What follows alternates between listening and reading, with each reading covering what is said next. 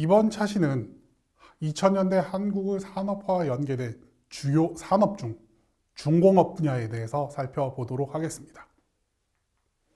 먼저 조선산업입니다. IMF 구제금융으로 인해 일부 조선업체들이 타격을 받아 파산하는 등의 어려움에 직면을 하기도 했습니다. 그러나 2000년대 한국의 조선산업은 전반적으로 양호한 성장을 보이게 됩니다. 달러 대비 원화의 환율이 급상승한 상황에서 선박 관련 대금 등이 달러로 들어오면서 조선업계는 일종의 환차익이 발생을 하게 됩니다.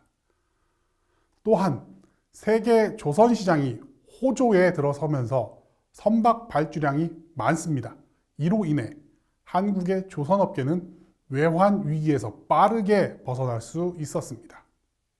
2000년대 들어서면서 한국의 조선산업은 호황기로 들어서게 됩니다. 우선 외적 요인으로 경쟁 구도에 따른 일본의 잘못된 판단이 작용하게 됩니다. 조선산업은 기본적으로 산업 전반의 경기 사이클에 영향을 많이 받는 산업입니다. 글로벌 경기가 호황이면 교역량과 물동량이 늘어나면서 선박에 대한 수요가 가파르게 증가하게 됩니다. 반면 불경기에 들어서면 교역량이 줄게 되면서 선박의 수요가 급격히 감소하게 됩니다. 즉, 조선산업은 변동성이 매우 큰 산업입니다. 일본은 1990년대 말부터 조선 경기가 불황으로 접어들 것으로 예상하였습니다. 이에 따라서 시설을 축소하게 됩니다. 그러나 중국의 본격적인 경제 성장에 힘입어 선박에 대한 수요는 크게 급증하게 됩니다. 불황을 예측해서 조선 시설을 축소한 일본이 선박 수주를 소화해내지 못하게 되면서 이 시기를 이용해 한국의 조선 산업이 상승할 수 있게 되었습니다. 이러한 외적 요인과 함께 내적 요인으로 한국 조선업체들의 경쟁력 강화도 크게 역할을 하게 됩니다.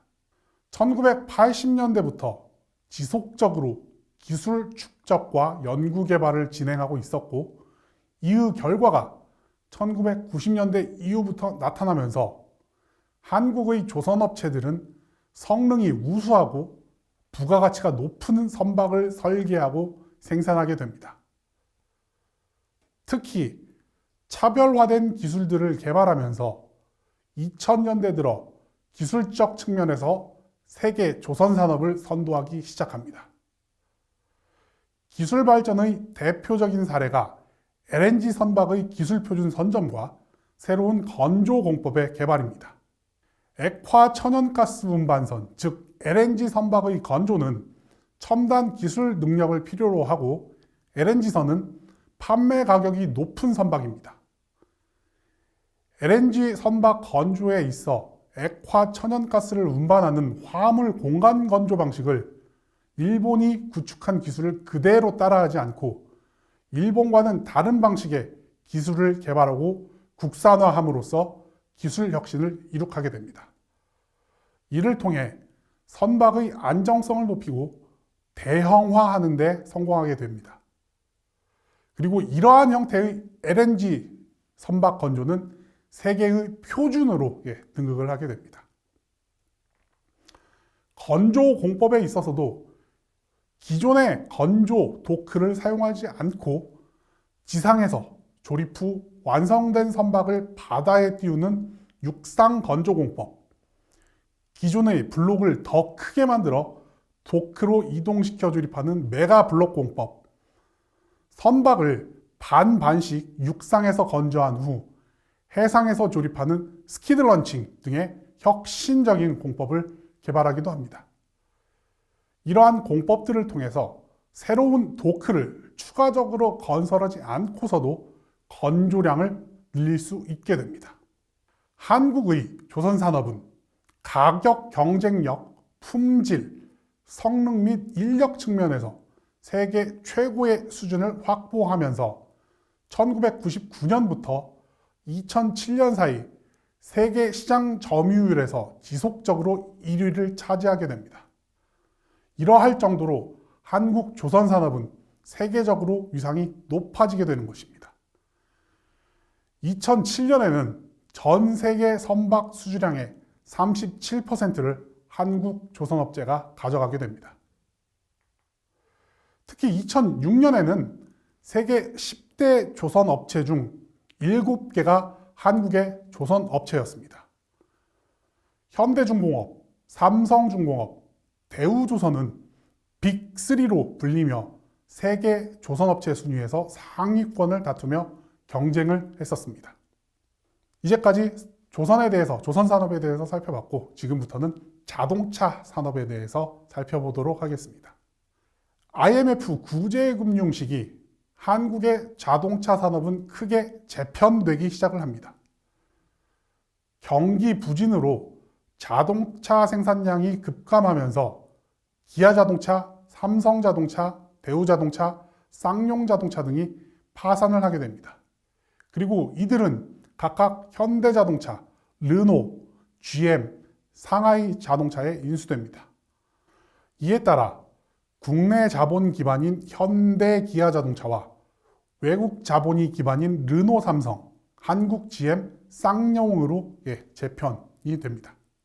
1990년대 중반부터 세계 시장에 적극적으로 진출했던 현대차는 1990년대 말부터 미국 시장에서 품질 문제가 제기되기 시작합니다.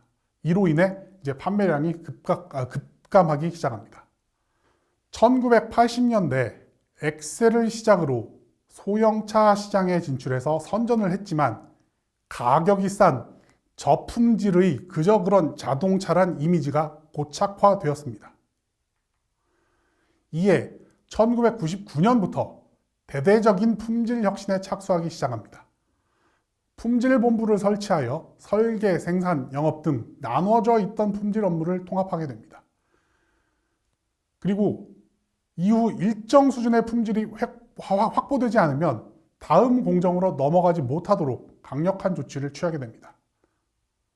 현대자동차는 미국 시장에서 파격적인 프로그램을 통해 저품질이라는 이미지를 개선하기 위해 노력을 기울이게 됩니다.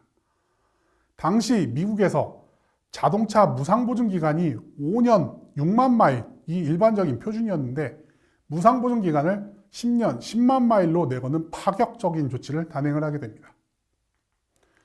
이를 위해 품질평가에서 2010년까지 토요타를 따라잡는 것을 목표로 내세우면서 혁신을 단행했고 2004년 평가에서 토요타를 넘어섰고 2000년대 전반을 통해 토요타와 비슷하거나 우위인 품질 평가를 지속적으로 기록하게 됩니다.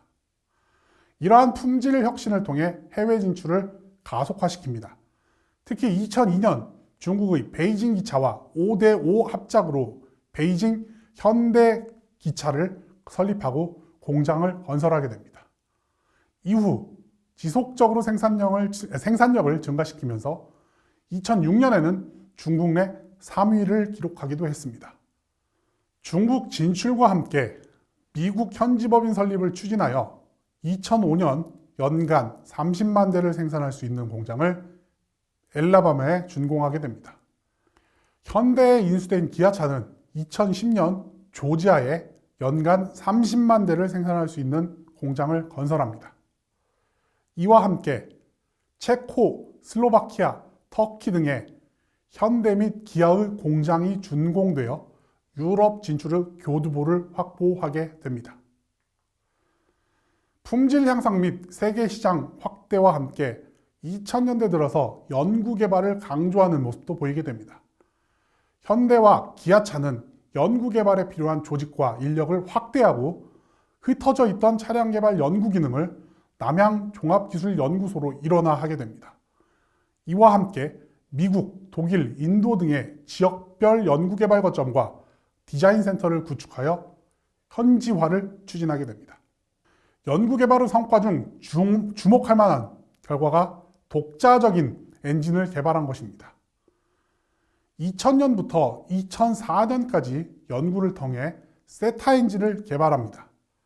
세타 엔진 개발을 통해 출력, 연비, 내구성 등을 최적화할 수 있는 승용차 개발이 가능해짐으로써 경쟁력이 크게 높아지게 됩니다. 이러한 세타 엔진 기술이 크라이슬러, 미쓰비시 등에 수출되기도 했는데 한국 자동차 산업 역사상 엔진 기술을 선진국에 판매한 최초의 기록입니다.